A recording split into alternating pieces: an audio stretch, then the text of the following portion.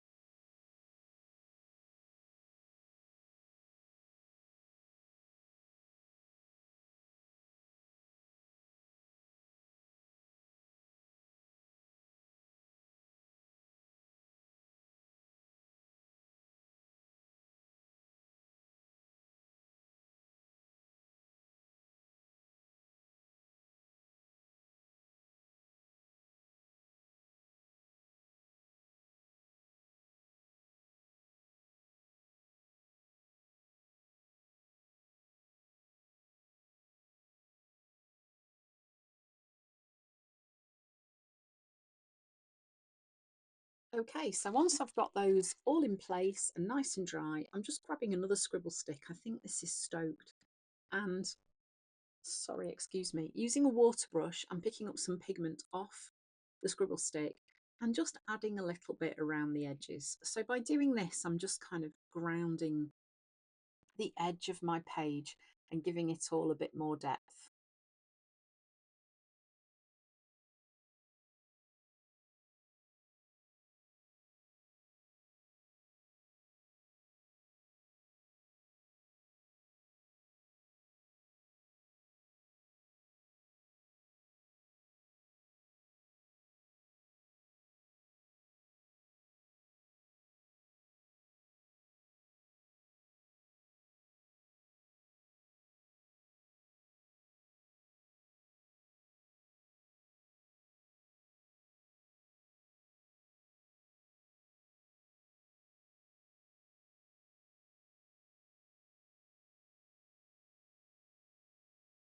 So then I've gone through my collection of stamps. This is a stamp set also by Dina called You Matter.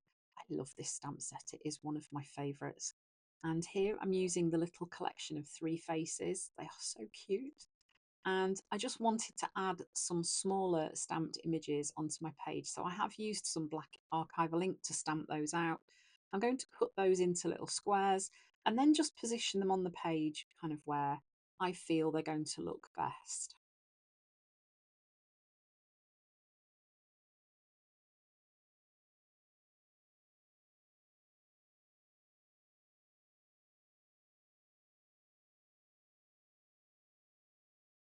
Then it's time to add some little pops of colour. So I've painted a piece of white cardstock with Stoked, which is Dina's neon pink.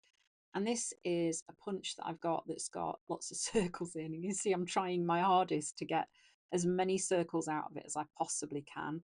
And I'm just going to dot some of these pink circles around on my page. Now, obviously, you could paint pink circles on, but by adding bits of card that I've punched, I added a few layers of the paint, so I was able to layer it up and just make that pink a little bit more opaque. So it pops on my page a little bit.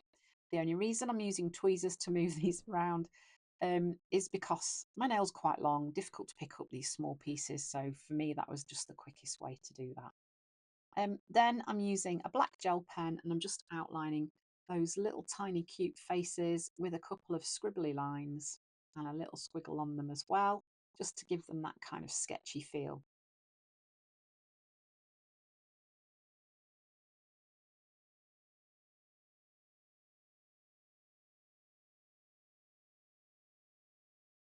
And then time for some words, and I'm going to work into that nice quiet white space. Are you amazed? I've actually left white space on my journal page. I mean, who who am I and what is going on? Anyway, I am writing into that space. You can see I'm varying the size of my letters because I just like how that looks. I'm using a Posca paint pen to draw those letters. It's a little bit thicker than one of the thin ones. It's a PC5M, and I often go in and then just add a bit more depth to the letters too after I've finished.